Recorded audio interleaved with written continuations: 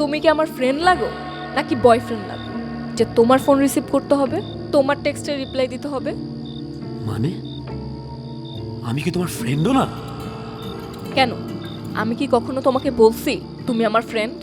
মানে আমি কি তোমার সাথে ফ্রেন্ডশিপ করছি?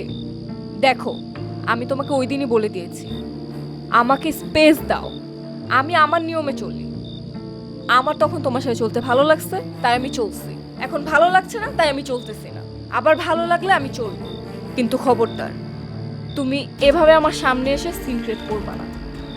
প্রিয়ন্তী, প্রিয়ন্তী, তুমি বুঝতে পারতেছো না আমি খুব বাজে মেন্টাল সিচুয়েশনের মধ্যে দিয়ে যাচ্ছি। আমি কোনো কিছুতে কনসেন্ট্রেট করতে পারতেছি না। আমি ঠিকমতো পড়াশোনা করতে পারতেছি না, খাওয়া দাওয়া করতে পারতেছি না, ঘুমাইতে পারতেছি না, আমি কোনো কিচ্ছু করতে পারতেছি না।